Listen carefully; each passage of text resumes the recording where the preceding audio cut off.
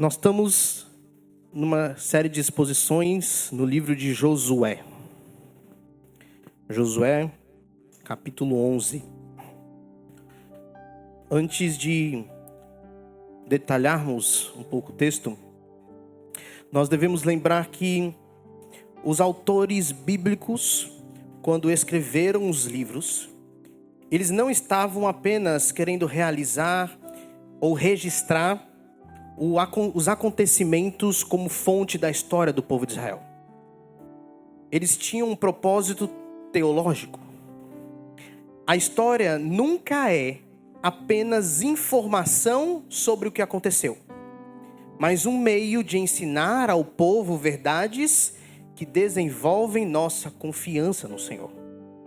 Por isso, eles selecionam o material, escolhem o que vão contar e contam de uma determinada perspectiva para que a mensagem de Deus, aquela mensagem que Deus quer nos ensinar, fique em evidência no texto. Nosso Deus não faz nada ao acaso. Sua revelação é preciosa, a ponto de ser o poder dele para a transformação do seu povo. E que isso fique claro sempre que lermos a palavra de Deus. História não são apenas histórias. Princípios não são rejeitáveis. Ordens são para serem obedecidas. O povo é para desenvolver a confiança. Deus para ser conhecido. O livro de Josué parece até um diário de guerras, não é mesmo? Deus está cumprindo sua promessa a Abraão do estabelecimento do povo na terra prometida. Isso implicaria em guerras, juízo e do povo caminhar em confiança. Afinal, lá tinham pessoas, cidades, povos que moravam lá, e Israel não ia chegar e falar assim: meu amigo, só para vocês saberem, Deus já tinha falado que a gente ia ficar aqui, né? Então, por favor, saiam que nós iremos possuir a terra. Não. Então eles tinham as guerras que tinham que ser travadas, mas essas guerras não eram apenas guerras por si, eram juízo de Deus sobre aqueles povos. De certa forma, essas histórias, quando aplicada a nós, também reforça a perspectiva de que nós estamos em batalha. E que os princípios que guiaram Josué e o povo servem para nós em nossas batalhas também. A presença de Deus, a fidelidade de Deus, a justiça de Deus, também a confiança e a obediência do povo, entre outras coisas. O capítulo 11 de Josué descreve uma das fases mais intensas das guerras de conquista. Após derrotar os reis do sul, Josué agora enfrenta uma grande aliança dos reis do norte. Eles unem forças para resistir ao avanço de Israel. Mas sabemos que eles tinham Deus. E mais uma vez, Deus dá a vitória ao seu povo. Só que há um versículo para instigá-los, até a gente chegar lá. Há um versículo também que parece ser central em como Deus age e no porquê Deus está agindo na conquista do povo de Israel. Esse versículo revela um aspecto profundo do caráter de Deus. Josué 11, versículo 20. Porquanto do Senhor vinha o endurecer-lhes o coração, para saírem à guerra contra Israel, a fim de que fossem totalmente destruídos e não achassem misericórdia, mas fossem exterminados como o Senhor ordenara a Moisés. Nós temos aqui praticamente 4 divisões dessa cena do capítulo 11. E a primeira parte é dos versículos de 1 a 5 e nós vamos lendo por parte, ok? Versículos de 1 a 5, o contexto da guerra, o inimigo que se levanta, mas Deus já tem um controle sobre todas as coisas. Vamos ler? Versículos de 1 a 5. Tendo Jabim, rei de Azor, ouvido isto, enviou mensageiros a Jobabe, rei de Madom, e ao rei Sihon, e ao rei Aczaf, e aos reis que estavam ao norte na região montanhosa, na Arabá, ao sul de Quinerete, nas planícies e nos planaltos de Dor, do lado do mar, aos cananeus do oriente e do ocidente, aos amorreus, aos heteus, aos ferezeus, aos jebuseus nas montanhas, e aos heveus ao pé do Hermon, na terra de Mispá. Saíram, pois, estes e todas as suas tropas com eles, muito povo em multidão como a areia que está na praia do mar, e muitíssimos cavalos e carros. Todos estes reis se juntaram e vieram e se acamparam junto às águas de Merom para pelejarem contra Israel. Então, aqui os reis do norte, não apenas do norte, mas também tinha leste, oeste, mas principalmente do norte, liderados por Jabim, rei de Azor, formam uma coalizão imensa, um ajuntamento de povos e que aos olhos humanos era impossível vencer. Se já era difícil o ajuntamento dos reinos do sul, esse daqui maior ainda. Você percebe como o autor faz questão de mencionar cidades de todo canto, nomes, principalmente do norte. Fez também questão de mencionar tecnologia de guerra. Naquela época, cavalos e carros. Quantidade de gente. Fala que é como a multidão, como a areia do mar. Mas mesmo nesse cenário, nós vamos percebendo que Deus continua soberano e controlando. Ele não é surpreendido por nenhuma conspiração humana. Nenhuma conspiração humana. É engraçado porque, aplicando isso para a nossa vida, às vezes parece que o mal se organiza melhor do que o bem. Mas nós devemos lembrar que Deus nunca perde o controle da história. Quando as circunstâncias então parecem esmagadoras, lembre-se, nada foge da mão do Senhor. E vocês percebem que isso está sendo recorrente no livro de Josué, nas histórias. A presença de Deus, o controle de Deus sobre as situações, não deixando que o povo esqueça quem que está no controle, não deixando que as nações se esqueçam quem que está no controle. Mas nós também já vimos sobre isso e vemos quando aplicado a nós, a igreja também enfrenta, de certa forma, alianças do inimigo. Mas a nossa luta é espiritual, conforme Efésios capítulo 6. Assim como os reis de Canaã se uniram contra Israel, hoje o inimigo também reúne forças contra a igreja. Nós sabemos disso. Ideologias, pecados, falsos ensinos, tentações, pessoas, perseguição. Nós devemos lembrar que o centro, o cerne da nossa guerra é espiritual, mesmo que envolvam pessoas. Meu irmão, não é à toa que Paulo fala que nós devemos estar com a armadura de Deus. A palavra, o evangelho, a justiça, a verdade. Nós temos que estar armados com a armadura de Deus. E outra coisa que também é muito importante é que a unidade da igreja é essencial na nossa batalha espiritual. Porque esses inimigos espirituais agem em conjunto. Não que de certa forma eles estão lá planejando, se reunindo, mas eles têm um modo de agir que é contra aquilo que o Senhor quer. E o povo de Deus precisa resistir unido nessa batalha. Nós não devemos temer então os ajuntamentos, colisões espirituais, pois 1 João 4,4 nos mostra que maior é o que está em nós do que o que está no mundo. Nós somos unidos àquele que venceu. Nossa batalha está garantida a vitória no Senhor Jesus. E é por isso que Deus faz questão de falar, de enfatizar para Josué: não temas. Olha a resposta do Senhor a partir do versículo 6. Disse o Senhor a Josué: Não temas diante deles, porque amanhã, a esta mesma hora, já os terás traspassado diante dos filhos de Israel. Os seus cavalos jarretarás e queimarás os seus carros. Josué e todos os homens de guerra com ele veio apressadamente contra eles às águas de Merom e os atacaram. O Senhor os entregou nas mãos de Israel, e os feriram e os perseguiram até a grande Sidom, e até Misrefote-Maim, e até ao vale de Mispá, ao oriente. Feriram-nos sem deixar nem sequer um. Fez Josué como o Senhor lhe dissera.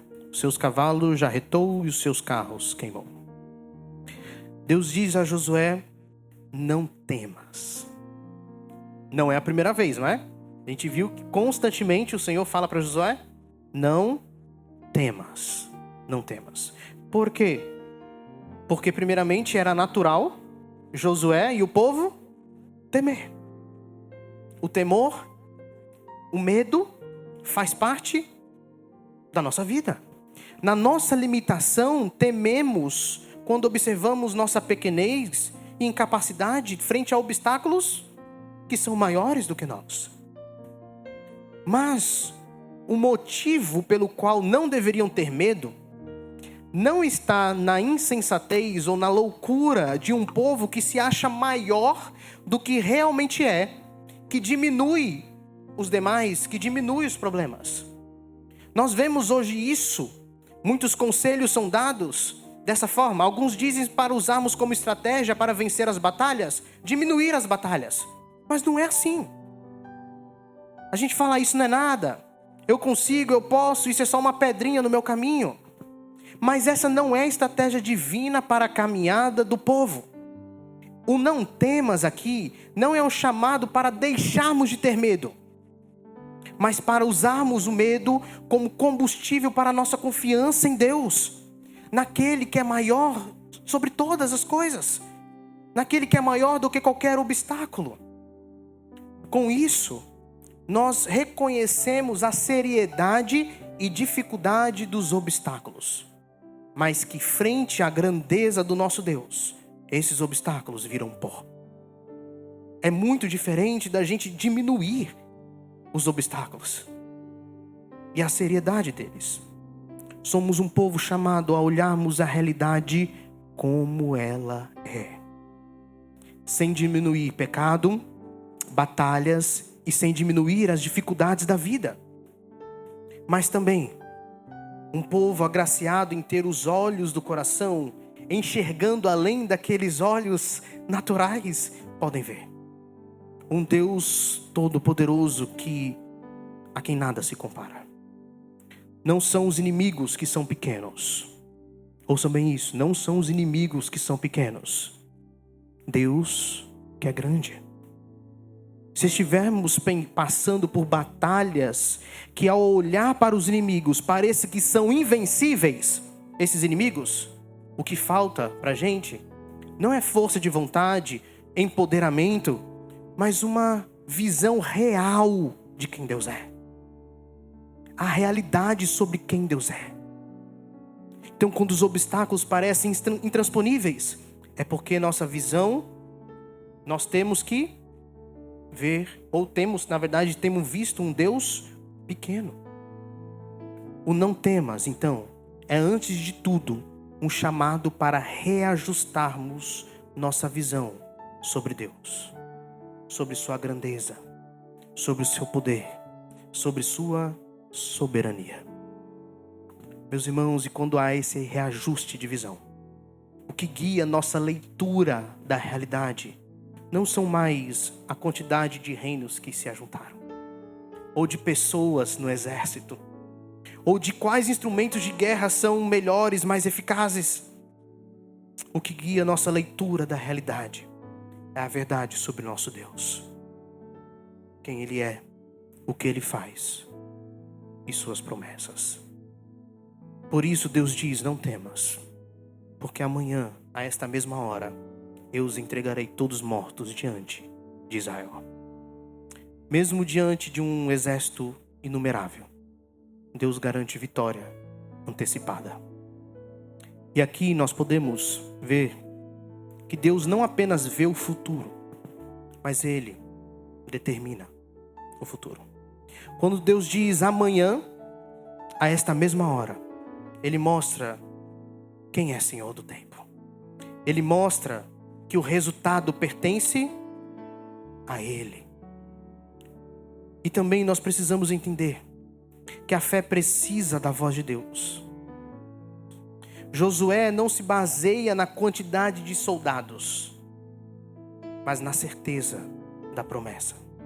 E quando nós ouvimos a voz de Deus, e ouvimos a certeza, as promessas de Deus, a leitura da situação está então da perspectiva daquele que prometeu, daquele que faz acontecer.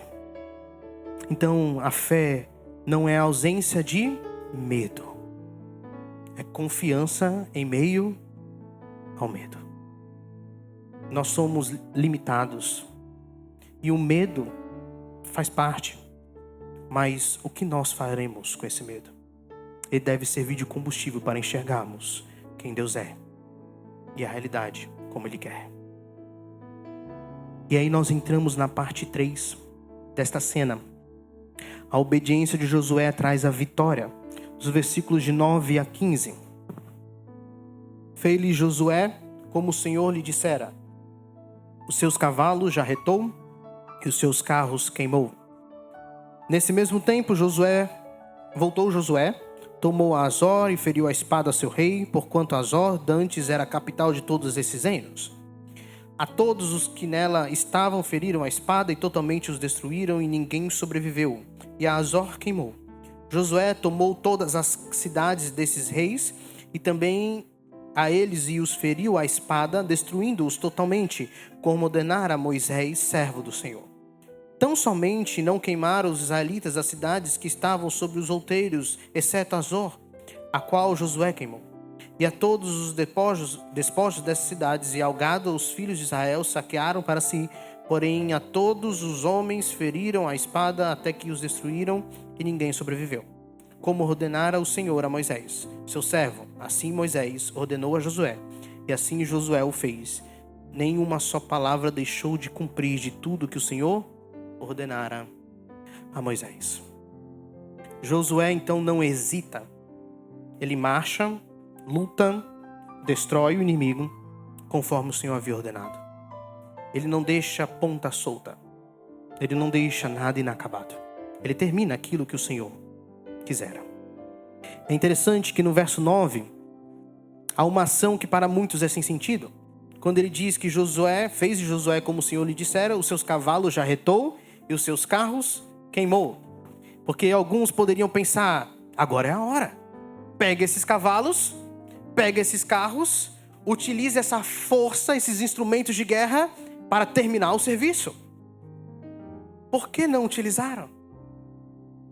Jarretar o cavalo é cortar o tendão da pata a ponto que ele não conseguia mais correr. Ele não serviria mais como cavalo de guerra. E destruíram completamente, queimaram completamente os carros. Deus está mostrando que esse povo é guiado e vence por meio de Deus. As estratégias não são as humanas. Então Deus mostra aqui em quem eles devem confiar. Não no poder humano, não nas estratégias humanas, mas no próprio Deus que dá a vitória. Nós podemos perceber alguns pontos, 2 pontos, nesse trecho que a gente leu. A obediência rápida é sinal de fé viva. Josué faz como o Senhor lhe dissera. Confiou, obedeceu. Obediência sem reservas. Não tem reservas, não tem empecilhos, não tem pequenas coisas que devemos pensar, ponderar. Nós devemos obedecer. E é interessante como que a partir de Josué e toda a escritura, essas pessoas que obedecem sem reserva são pessoas que são muito comprometidas com Deus a ponto de ouvir a voz de Deus e obedecer. Nós vemos exemplo disso, por exemplo, em Tiago, quando diz sobre Abraão, Raabe. Então, nós temos aqui um povo que se orienta por causa de Deus, por Deus e por toda a estratégia que Deus dá. Meus irmãos, nós devemos ter um coração comprometido com Deus. Um coração que nós ouvimos a sabedoria de Deus e aquilo que Ele quer para nós e obedecemos. Josué demonstra isso. Ele fez tudo o que foi ordenado. E é interessante porque o Senhor falou para Moisés, Moisés falou para Josué. E Josué fez tudo quanto Moisés tinha falado, consequentemente fez tudo quanto o Senhor havia falado, ordenado para Moisés. Então nós temos aqui um coração obediente. Um coração que está comprometido com Deus para obedecer. E aí nós entramos na próxima cena, na próxima parte. O ponto 4, de 16 a 23. O endurecimento do coração e o descanso do povo. A palavra do Senhor diz assim: tomou, pois, Josué toda aquela terra, a saber, a região montanhosa, todo o Neguebe, toda a guerra de Gozém, as planícies, a Arabá e a região montanhosa de Israel com suas planícies, desde o monte Alaque, que sobe a Seir, até Baal-Gade, no vale do Líbano, ao pé do monte Hermon. Também tomou todos os seus reis e os feriu e os matou. Por muito tempo Josué fez guerra contra todos estes reis. Não houve cidade que fizesse paz com os filhos de Israel, senão os heveus, moradores de Gibeão. Por meio da guerra as tomaram todas, porquanto do Senhor vinha o endurecimento do seu coração, para saírem à guerra contra Israel, a fim de que fossem totalmente destruídos e não lograssem piedade alguma, antes fossem de todo destruídos, como o Senhor tinha ordenado a Moisés. Naquele tempo veio Josué e eliminou os anaquins da região montanhosa, de Hebron, de Debir, de Anabe e de todas as montanhas de Judá e de todas as montanhas de Israel. Josué os destruiu totalmente com as suas cidades. Nenhum dos anaquins sobreviveu na terra dos filhos de Israel. Somente em Gaza, em Gate e em Asdod alguns subsistiram. Assim tomou Josué toda esta terra, segundo tudo que o Senhor tinha dito a Moisés, e Josué a deu em herança aos filhos de Israel, conforme as suas divisões e tribos, e a terra repousou da guerra. Meus irmãos, eu quero dar pelo menos 4 destaques dessa parte. O primeiro destaque que quero dar é dos detalhes dos nomes das cidades conquistadas, que o autor faz questão de mostrar, dando para os leitores uma visão dos limites das conquistas. Isso é interessante porque o autor faz questão de mostrar isso não apenas para eles visualizarem no mapa, mas para mostrar como a promessa de Deus é cumprida. A promessa de Deus está sendo cumprida. Mesmo sabendo que Israel não teve todo o território prometido a Abraão conquistado. Ok? Era do rio Nilo ao rio Eufrates. E isso pega um pedaço ali da região chamada Mesopotâmia, que era a região que estava a Babilônia, Síria, onde hoje está o Iraque e o Irã, e vem até o norte da África, pegando um pedaço do Egito ali também, um pedacinho. Então Israel nunca viu essa promessa sendo cumprida na totalidade, mas sabemos que a plenitude dessa promessa está reservada para a volta de Cristo, onde no milênio será cumprido. Outro destaque importante é sobre os anaquins ou enaquins. Ainda na época de Moisés, lembram os 12 espias? Eles foram enviados a Cades Barneia e lá tinham o quê? Gigantes, ok?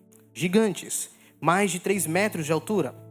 E tem gente que fala que isso é falso, né? Mas a arqueologia vem mostrando. A gente não precisa de arqueologia, a gente tem a palavra de Deus.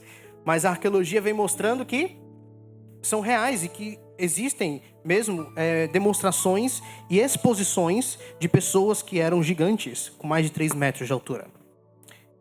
E lá, nessa época dos 12, 10 pelo menos estremeceram diante dos gigantes.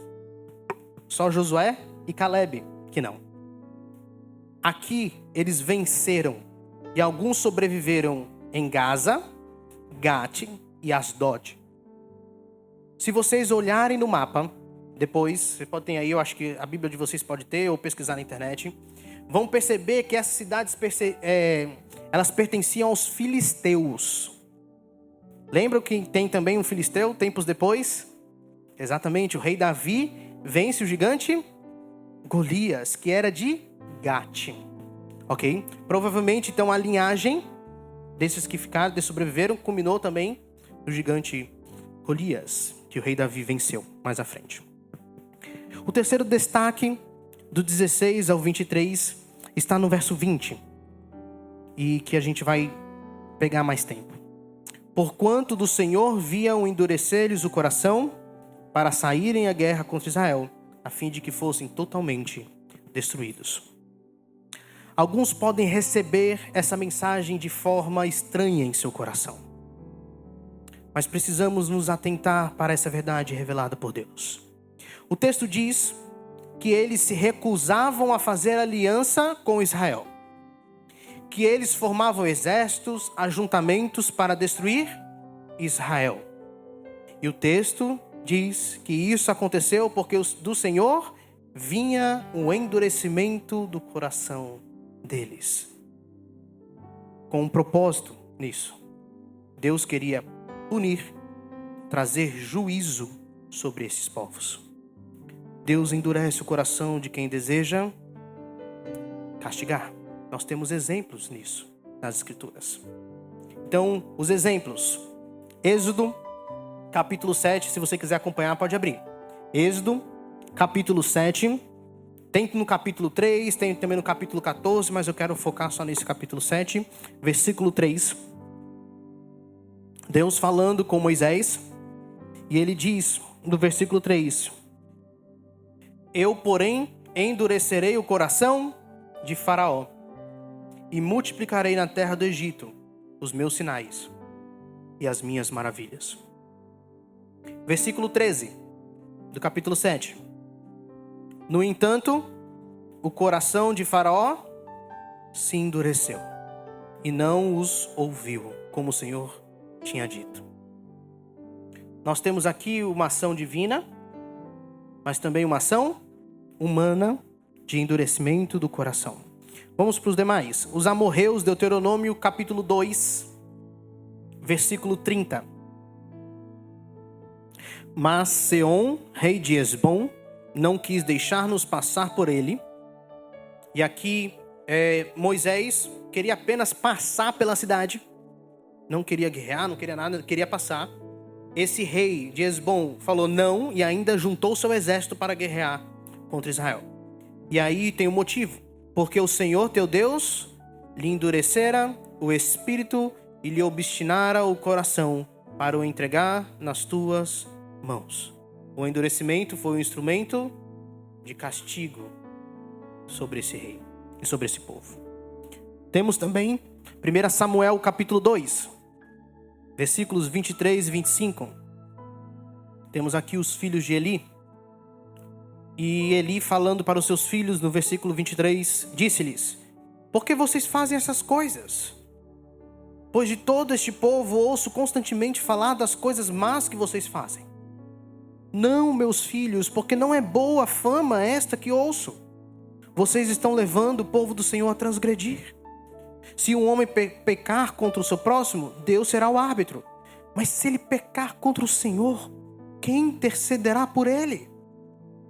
Mas eles não ouviram a voz de seu pai, porque o Senhor os queria matar. João, capítulo 12, versículo 39. A partir do 37, desculpa, tá? E embora tivesse feito tantos sinais na sua presença, não creram nele. Para se cumprir a palavra do profeta Isaías, que diz: Senhor, quem creu em nossa pregação? E a quem foi revelado o braço do Senhor? Por isso não podiam crer, porque Isaías disse ainda: cegou-lhes os olhos e endureceu-lhes o coração, para que não vejam com os olhos, nem entendam com o coração, e se convertam, e sejam por mim curados. Deus confirmou o endurecimento daqueles que rejeitaram o Messias. E por último, 2 Tessalonicenses, capítulo 2, versículos 10 e 12. Ora, o aparecimento do iníquo é segundo a ação de Satanás, com todo poder, sinais e prodígios da mentira, falando aqui do anticristo.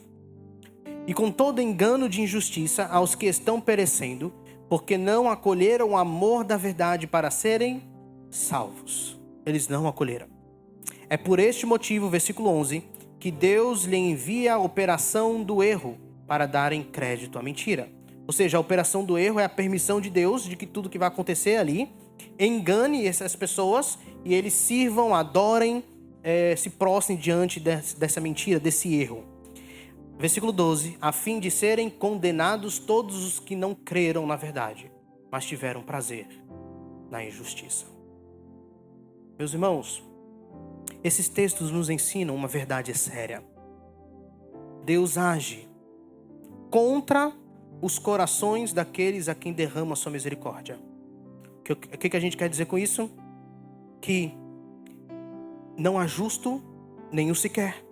Não há quem busque a Deus, não há quem faça o bem. Todos se extraviaram, a uma se fizeram inúteis. Não há um justo nenhum sequer. Nós entendemos que a misericórdia de Deus é aplicada em corações no sentido contrário a esses corações, porque eles não buscaram a Deus nesse sentido. Mas a misericórdia de Deus é para transformar um povo, formar um povo que o busque e o adore.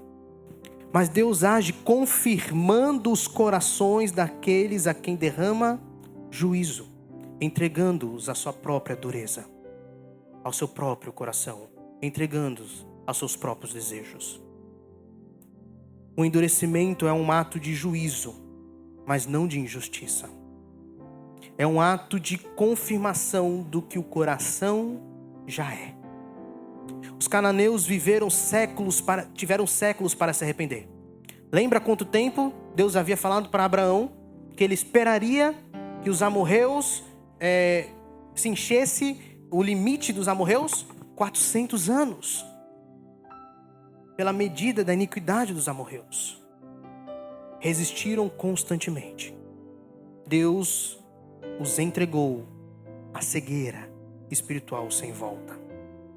Endurecimento é mais sobre Deus confirmar o coração já rebelde de uma forma que não há mais misericórdia sobre essas pessoas para se arrependerem. E o que a gente pode ver nisso é que o maior juízo que alguém pode sofrer não é apenas a morte em si, é antes da morte, é perder a capacidade de se arrepender. Deus entrega estes aos seus próprios desejos. Porque o arrependimento é fruto da misericórdia de Deus em nossa vida. É literalmente Deus agindo contra os desejos do nosso coração e derramando uma transformação para que começássemos a desejar o que antes não desejávamos. Não desejávamos Deus e sua presença. Mas com a misericórdia, nós o desejamos. Mas também o endurecimento serve para vermos a soberania de Deus. Deus endurece e tem misericórdia de quem quer. Isso faz parte da sua soberania e justiça.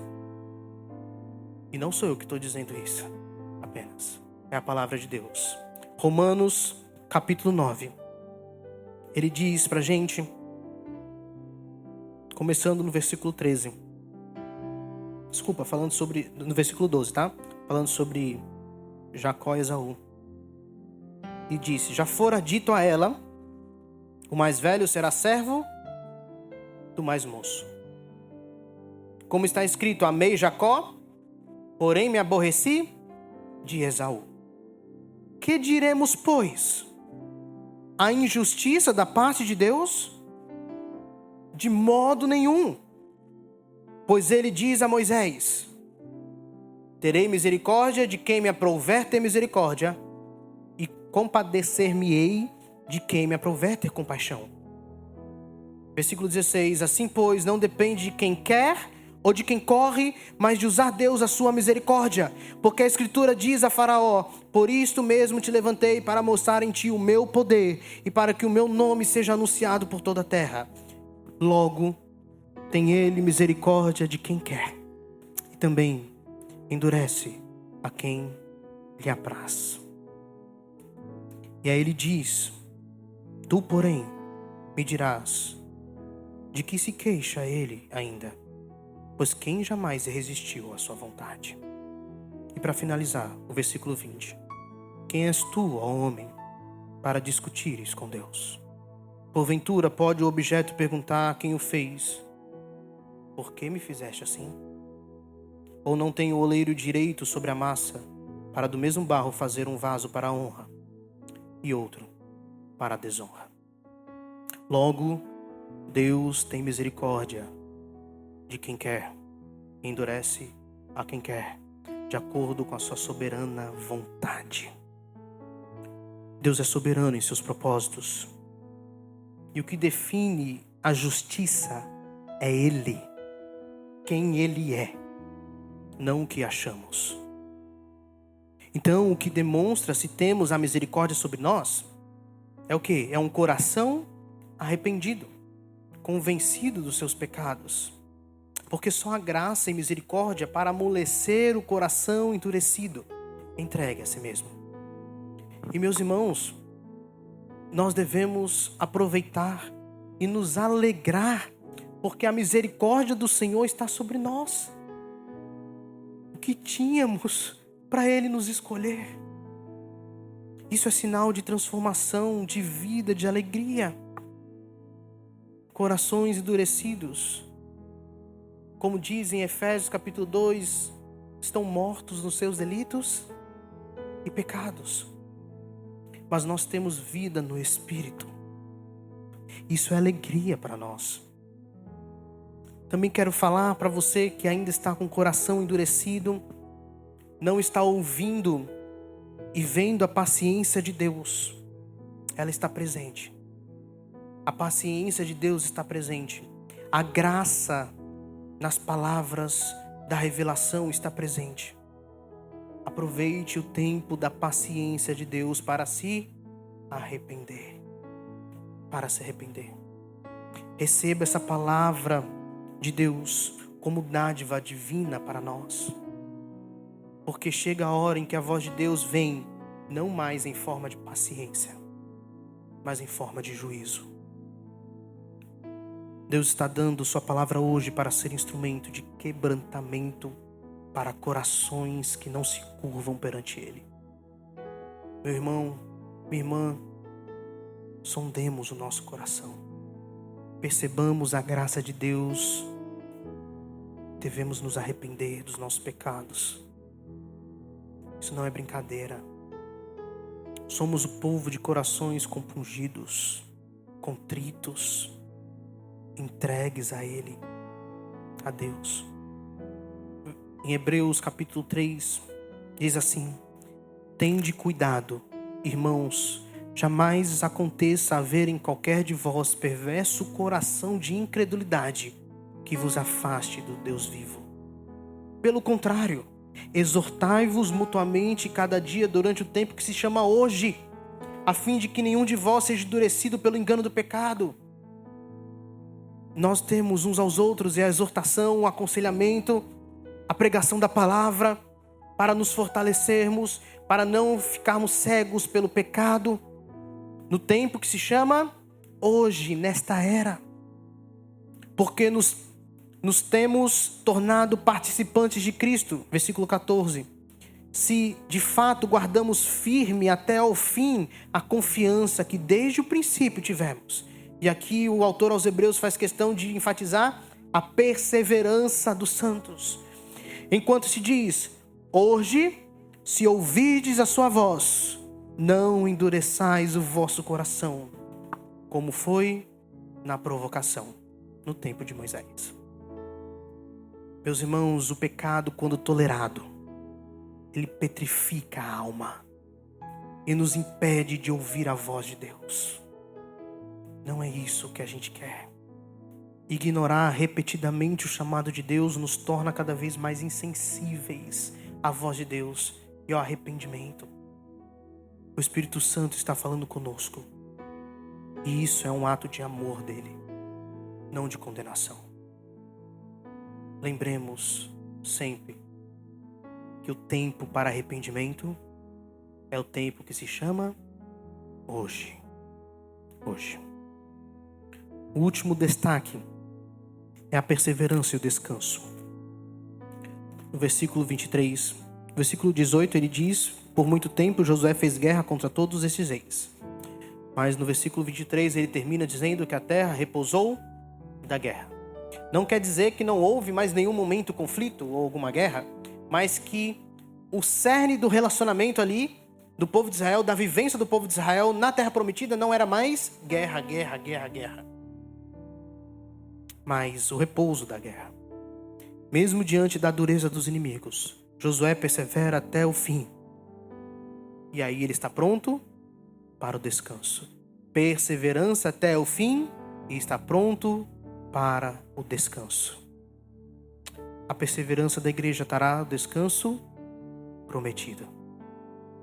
Hebreus 4:9 diz: resta, portanto, um repouso para o povo de Deus. E eu acho que todos nós almejamos esse repouso, né? Esse descanso. Josué conquistou e depois descansou. Da mesma forma, a igreja hoje está em batalha, mas caminha rumo ao descanso eterno em Cristo Jesus. Isso é um bálsamo, o descanso. Porque o descanso, mesmo sendo consumado no futuro, infinito com Cristo, nós podemos viver já no presente, diante da presença de Deus em meio às nossas batalhas. O crente fiel luta, mas o descanso está garantido. E é interessante porque a igreja, ela não luta por vitória, luta a partir de uma vitória na cruz. Jesus Cristo garantiu essa vitória e nós desenrolamos essa vitória, ou seja, progredimos essa vitória até a consumação. Meu irmão, devemos enxergar cada batalha espiritual como uma preparação para o nosso descanso celestial.